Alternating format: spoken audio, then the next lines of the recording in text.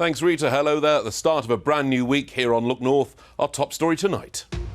A man in his 30s dies after going into the River Wharfe in the Yorkshire Dales. We will have live reaction from the popular tourist village of Burnsall. Also tonight, a man is jailed for almost 3 years for his part in the violence at a Rotherham hotel. We look at the toll the riots took on frontline police officers. Dealing with that kind of public order and disorder has a massive effect on our officers. There is already a mental health crisis in policing. It's bubbling underneath the surface, and I'm worried going forward, what effect this is going to have on our officers in the medium and long term. There are fears a service that's helped thousands of women on nights out could have to close due to lack of funding. And the beaches have been busy over the last few days. This was Filey this morning, but what's the rest of this week looking like? Join me for that detailed forecast.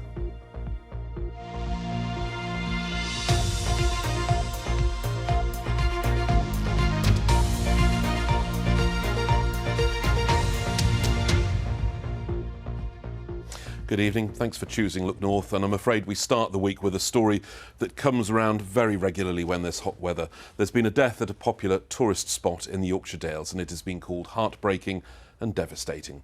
The emergency services were called to Burnsall yesterday afternoon after a man got into difficulty in the River Wharfe. His body was found a short time later. Hundreds of people were enjoying the sunny weather in the village before the tragedy unfolded. Our reporter tonight, Kathy Killick. With bright sunshine and temperatures up to 25 degrees yesterday, Burnsall was a very popular place to be. There were hundreds of people here enjoying Burnsall Park, both the weather and the River Wharfe. It's a fairly calm stretch here with shallows for families to play in and children to paddle, and many do. But just after 4:30 yesterday afternoon, police and fire crews were called after a man in his 30s apparently got into difficulties in the water. The air ambulance was scrambled, but very sadly crews couldn't save the man, but were able to recover his body. A cause of death hasn't been established yet. Police say a post-mortem will be carried out in due course, and an inquiry is underway to find out the circumstances surrounding the death. The man's family have been informed. In the village itself, there's heartfelt regret that a beautiful day here ended with such sadness. Events like this are always devastating to the local community. I came down here on the village green from 5 o'clock. There was a quiet atmosphere. People had obviously come to enjoy the day. It was a beautiful day, but everybody was affected. Word had spread, and all the locals that I bumped into were very badly affected. Today it's much quieter here, and the owners of this land have expressed their sympathies and sent their condolences to the man's family. They're devastated about what happened here. And as this hot spell looks due to continue, this very sad death is perhaps a timely reminder to take care while cooling off, and if you're going to swim, to try to do so safely. Kathy Killick, BBC Look North, Burnsall. Well, I've been speaking to Adam Farrow from North York's Fire Service to get his response to what happened. It's heartbreaking. Our condolences and thoughts go out to the family and friends of the person that we lost in the water yesterday. What are the key safety messages then for people who might be thinking about it's so tempting to cool off in water? Just make sure that you know where you're going into the water is safe. If there's any signs that say it's dangerous, please don't go into the water there. Look out for each other. If you're going in with a friend or from family, just make sure everyone is safe, knowing how you got there. You can even use what 3 words to find out which particular area that you're in. It makes it easier for us to find you. Cold water shock is a really, really dangerous thing. You can't see what is underneath the water, so if you're jumping in, there could be something under there that could really hurt you. And just make sure that you know who to call. It's always 999, but if you're inland, it's ask for the Fire and Rescue Service, and it's by the coast, it's ask for the Coast Guard. That was Adam Farrow from the North York Fire Service. Now, next tonight, a man has been jailed for almost 3 years for his part in the recent rioting outside a hotel housing asylum seekers near Rotherham. Ricky Hardman from Barnsley, who runs a haulage business, was part of a group who attacked a police van. At least 9 other people have appeared before magistrates in connection with the disorder. Carla Fowler reports now from Sheffield. Ricky Hardman, aged 41 of Barnsley, was jailed today at Sheffield Crown Court after pleading guilty to violent disorder. The court was shown a video of him from the 4th of August attacking a police dog van during violent scenes outside the Holiday Inn Express in Rotherham. Now, Judge Jeremy Richardson said there was no question the violence that day was racist and extremely frightening for anybody who was there, and he sentenced Hardman to 2 years and 8 months. Now, a further 9 people appeared in court at Sheffield magistrates today, 8 from South Yorkshire and 1 was from North Lincolnshire, all charged with violent disorder in Rotherham on the 4th of August, although some did receive further charges as well. 5 pleaded guilty to the charge of violent disorder. They were Stuart Bolton, 38, of North Lincolnshire, Elliot Ragg, 23, Glyn Guest, Trevor Lloyd, 49, and Billy Pemberton, 31, all of South Yorkshire. Judge Nicholas Hoyle remanded them all to custody, and they'll appear for sentencing later this week at Sheffield Crown Court. Now, another defendant pleaded not guilty and was granted conditional bail. He'll also face the Crown Court next week, and 3 entered no plea, including one 17-year-old boy who can't be named for legal reasons, who will appear at a youth court. Now, when I left Sheffield Magistrates Court just now, there were still defendants waiting to be seen, so just over a week on from the disorder, and it's been a very busy day here for the courts in Sheffield.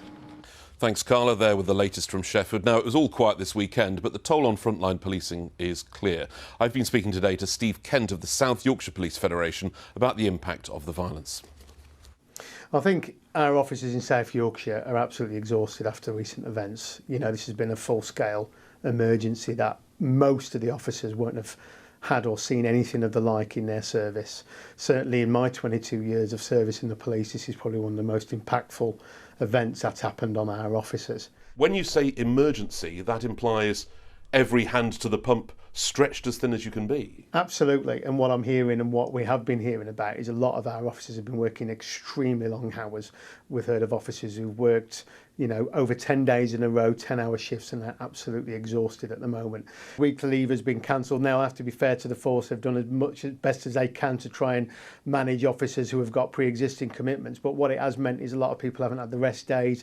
You know, some events for people have been cancelled, and this is the sacrifices that our officers sadly have to put up with day in, day out. We know we've had to do this. This is a national crisis. It's not just in South Yorkshire, and they've come up amazing, as they always do. But I think that's one of the things as representing our officers. I want to try and make the public aware is the sacrifices our officers do. And I've got to put it out there, the ill feeling amongst our officers of receiving one of the lowest pay awards, you know, just prior to this emergency. It causes deep resentment. You know, there's some officers out there saying, oh, well, this is what we're worth. We only got a 4.7% pay rise. What do officers feel about justice seeming to be served quite quickly? Well, it's exceptionally impressive, and some of the sentences we've seen dished out are really impressive and have obviously caused, you know, a lot of our officers to actually be pleased to see that swift justice. My only point will be, as somebody who's been campaigning for tougher sentences for assaults on officers, why has it taken this event to do this? As the Federation, are you concerned about the mental health impact on officers, not just those who were there, but particularly those who might have been seriously injured, perhaps received a broken bone in the course of their work? So these officers have endured, you know, what really experienced officers have said is the worst violence they've ever seen. For them to then go into a pub fight or public order situation in a week, a month or 6 months' time, that's when it's going to start to affect them. Because I've heard from officers that said they were genuinely in fear for their lives. That drip effect of, you know, assaults and dealing with that kind of public order and disorder has a massive effect on our officers. There is already a mental health crisis in policing. It's bubbling underneath the surface, and I'm worried going forward, you know, what effect this is going to have on our officers in the medium and long term. Steve Kent, thank you for your time. Brilliant, thank you. Now, a quick look at the rest of the day's headlines. 3 men have been jailed for life for the retribution and revenge killing of a teenager in Leeds. 19-year-old Emmanuel Niabarco was stabbed in Chapeltown in August last year. The court heard the killing was sadistic. Emile Rigon, Josephi Jeffers and Philip Bryant were all jailed for a minimum of 27 years after being found guilty of murder. A retrial will take place next summer for a man accused of murdering Chris Marriott, the Good Samaritan who was hit by a car as he helped an injured woman in Sheffield. 46-year-old Chris was killed last December when he was caught up in a wedding feud between two families. Hassan Janga, who's 24, admitted causing death by dangerous driving but denied murder and manslaughter. A jury failed to reach a verdict earlier this year. There's a call for urgent support to help keep social workers in Leeds safe after the violent disorder in Hare Hills. A bus was set on fire, a police car was overturned and missiles were thrown after social workers removed 3 children from a house in Hare Hills last month. The union Unison wants action taken quickly by Leeds City Council. It says staff have been threatened with weapons whilst working and are often being intimidated. Frightened, vulnerable. They know they've got really important work to do, but what they're saying is, I've got to be safe as well. It's all right for us to look after the vulnerable in society, but people need to look after us. Our health and well-being, our safety should not be at risk in order to do the jobs that we're paid to do. Now, in response, Leeds City Council have told us that managers have already met with individual social workers and visited teams to listen and talk to them and ensure that they have all the support that is necessary. It says we are determined to work with colleagues to identify learning and agreed actions arising from recent events. Let's get a change now. More than 2,000 women have been helped by a service in Leeds that was set up to keep them safe on nights out. Some were assaulted, abused or even had their drinks spiked. But unfortunately, the service faces an uncertain future because its funding runs out next month. Staff say the city will suffer without it. Our social affairs correspondent Emma Glasby has spent a night with the team to see the valuable work they do. It's a Saturday night in Leeds city centre. And as the bars fill up, a group of women are getting ready for a busy night. We've got bottles of water, we've got hot drinks, cup of soups, biscuits, we've got period products, phone chargers, essentials. This is the Leeds Night Safe Space, a bus next to the Corn Exchange where people can get support. It's focused on women. We have women come here for healthcare, we have women who've come here who've been assaulted, we have women who feel vulnerable and unsafe. They might have lost their phone, they might have lost their friends, they might think they've been spiked, they might have been spiked. There's not been a single night where I've thought we weren't needed here tonight for something really important. Throughout the night, the women keep a check on what's happening on the streets, and bars and clubs will often contact them when women need help. Since starting at the end of 2022, they've supported more than 2,100 women. 178 of the women accessed emotional support and 38 were helped to make reports to police. It seems this space is often in the right place at the right time. We have provided crucial suicide prevention work for some women.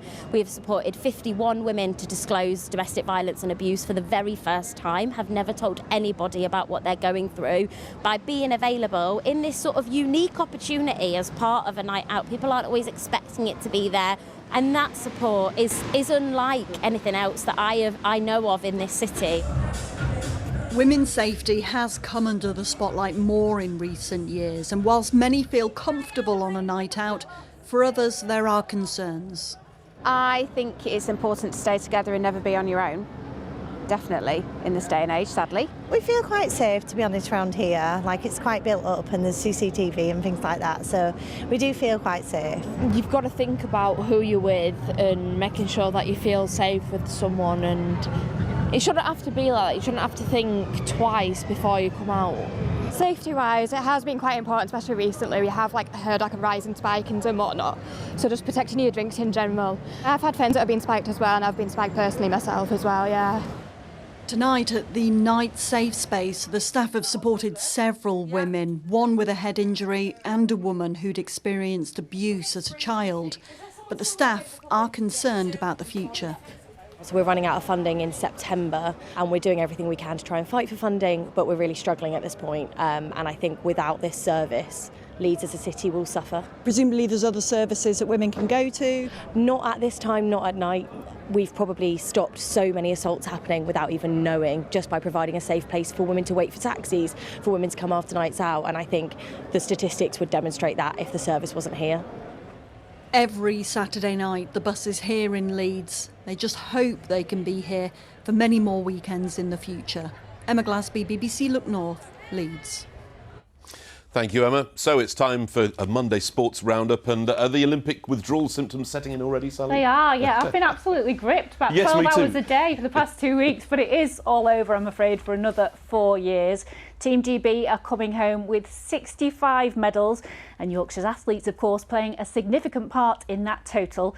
Over the weekend, we added a silver medal to our tally in Taekwondo, with Huddersfield's Caden Cunningham getting into the gold medal fight. Everything we've been doing, training, all the sacrifice my family have made for me.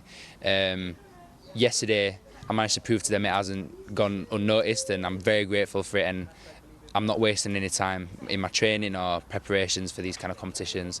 Everything they did was for a reason. They made the right investment. So, yeah, I just want to see my family. I got to spend some time with them yesterday, so I'm very, very happy with that. Brings it all back, doesn't it? Now, one of our early medalists was Becky Moody and her horse Jägerbomb, who won a bronze in the team dressage. Now, Becky and Jägerbomb were last-minute replacements for dressage rider Charlotte Dujardin after a video emerged of her excessively whipping a horse. So the Yorkshire duo only had 2 weeks' notice to prepare. Olivia Richwald is live at Becky's dressage school now. Olivia. Yes, hello Sally. Here we are near Penistone in our absolutely glorious evening, and here we have Olympic medalists Becky Moody and Jägerbomb. Congratulations. Thank you very much. So what was it like when you were there at the Palace of Versailles, 16,000 people watching?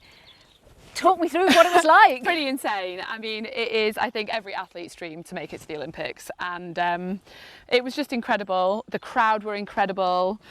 My horse was legendary. He really was, total diamond. Tom Jones about 3 years ago, I was like, absolutely not, it's far too cheesy. But when the music came back, I caved eventually, and when the music came back, it just suited him so much. You know, it's great. The judges love it, the crowd love it, we love it. It was all absolutely wonderful. I mean, you guys make it look so easy. You just look like the horses doing all the work, but it's far from that. I mean, this has taken 10 years of work, hasn't it, to get to this point? Yeah, it has. I mean, you know, this horse is 10 years old. He was first sat on when he was 3. We start training them properly when they're 4. So 6 years with him, 40 years of learning with me. And, you know, it really is. It takes a lot of time to teach them to do those things, and they need time to develop the strength to do those things as well, because it's hard. You know, they're like gymnasts or dancers. You know, they have to have real good muscle strength and everything. So, yeah, it takes a lot of time. And just briefly, Becky, he is on holiday at the moment. There's no riding for him now, but when does training start again, and are you hoping to get to the next Olympics? So he will have a couple of weeks doing nothing, a couple of months hacking out, chilling, having a nice time. Then we'll start prepping for the winter season. Maybe European Championships next year, and hopefully Olympics in 4 years' time. Oh, fingers crossed for you both, and thanks so much for letting us come here and meet you both. No problem. Lovely. Thank you. Back to you. Now, don't worry too much if you're going to miss the Olympics, because the Paralympics starts in just 2 weeks, and we'll be profiling some of our incredible athletes over the next few days. And of course, the football season began again this weekend. Yes, the EFL returned, and it was Sheffield Wednesday who won big yesterday, as Mark Ansell reports. Sheffield Wednesday picked up where they left off last season with a 4-0 victory at home to Plymouth. Debutant Jamal Lowe got the ball rolling. Lowe then set up the Owls' second, an own goal. Josh Windass added a third, and substitute Michael Smith completed the rout. We played a good football with the ball, very strong against the ball, a lot of ball-winning situation, very compact, very aggressive. Yeah, outstanding performance. Sheffield United made a winning start to life back down in the Championship. Ollie Arblaster's deflected effort put them a goal up at Preston. And the Preston goalie, Freddie Woodman, gifted the Blades their second when he chucked it to Gustavo Harmer, who lobbed Woodman magnificently. Leeds United went 1-0 up from the penalty spot against Portsmouth, but then conceded twice. A minute into the second half, Willie Nonto levelled for Leeds. 2 minutes into stoppage time, though, Portsmouth retook the lead from a penalty. However, there was still time for Brendan Aronson to fire in an equaliser. In fact, he should have won it right at the death, but dragged his shot wide. It finished 3-3. In League One, Huddersfield Town did not let relegation faze them. Summer signing Anthony Evans put the Terriers ahead at Peterborough. Ben Wiles then made it 2-0 on the stroke of half-time. Bradford City went a goal ahead just 3 minutes in away at MK Dons, thanks to Alex Patterson's long ranger, and then the Bantams doubled their lead through an own goal. It finished 2-1 to Bradford. In League Two, Doncaster Rovers thumped Accrington Stanley. Luke Molyneux put them ahead, and Doncaster retook the lead when Molyneux smashed in this pile driver.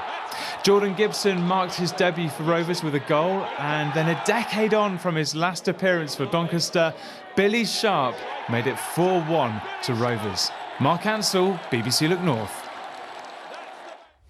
Thank you, Mark, and thank you, Sally. And if you are worried, I've just calculated there's just over 1,400 days to the opening ceremony of Los Angeles 2028, so better get training. Paul is with us now. Extra Paul Hudson on a Monday, whether you like it or not. We've had the start of the hot weather, but it isn't just because of summer, is it?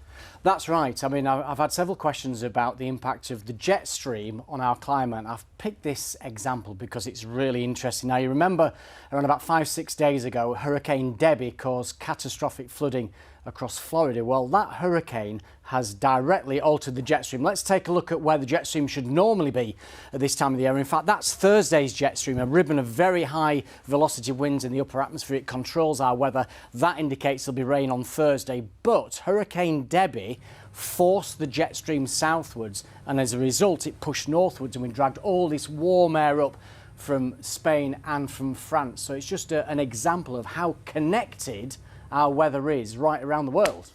And is the weather anything to do with the fact that we can suddenly see these wonderful Northern Light displays? Completely different, but what a display last night. The Northern Lights can be seen again tonight if we're lucky. We've been sent some footage in, an eruption of plasma on the sun, hurtling towards the atmosphere. The pinks are nitrogen in the atmosphere, the greens are oxygen. If you look very carefully, you've got what look like shooting stars. That's a Perseids meteor shower. It's dust flying through the atmosphere and burning up as it does so. And tonight is the last night to be able to see it. So, and it's going to be clear as well. So that's really interesting. So that and the Northern Lights? Absolutely, all in one go. And you've got to look north, not watch this, but look to the north, northern horizon from midnight, and you might get lucky. I think I get it. I do get excited when you use phrases like eruption of hot plasma and you don't bat an eyelid. Very easily, please. Right, if you've got any questions you want me to answer on a Monday, you've got a QR code as well,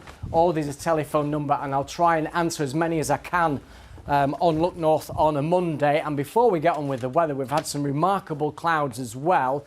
If I show you this one, this was Mamata's clouds in Rossington near Doncaster, signifying some really severe turbulence in the atmosphere. There were 1 or 2 thunderstorms around this morning, and very rare, a fall streak hole in Harrogate. Look at that. And that's caused by the sudden cooling of supercooled droplets within that cloud. So remarkable stuff. If you've got any pictures, beat that. Send them to me on Instagram or on X, or on the Weather Watcher website. OK, today we've had 27 degrees. There's been quite a bit of cloud. It's been disappointing from that point of view, but at least it's sunny this evening. Tomorrow looks sunny at first. There will be some patchy rain later, especially in the west, courtesy of this weather front. It clears out of the way. It leaves Wednesday dry with some sunshine, but the jet stream I talked about earlier driving this weather system in, so rain is on the way on Thursday. Now, the cloud that we had this afternoon has just melted away. So as we've just seen in that live broadcast in South Yorkshire, it's beautiful out there.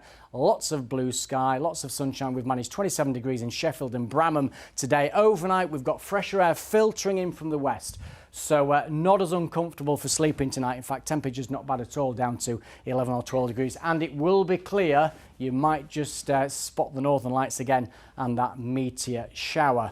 Tomorrow's high water time, Scarborough 10:22, Bridlington at 11 o'clock. So a lovely start in the morning, dry and mainly sunny. Into the afternoon, clouds will thicken. We'll see some rain coming onto the Pennines through the afternoon, spilling eastwards late afternoon and into tomorrow evening. But still warm, highs of 23 or 24 degrees. And then tomorrow evening does look wet as that rain inches in from the west. But Wednesday looks dry with some sunshine. That's the forecast. Thanks very much indeed, Paul. That's it from your Monday Look North. We should be here at 10:30 tonight, but if we're not, it's because we're outside stargazing and we forgot. From all your 6:30 team, bye-bye. I'm very excited.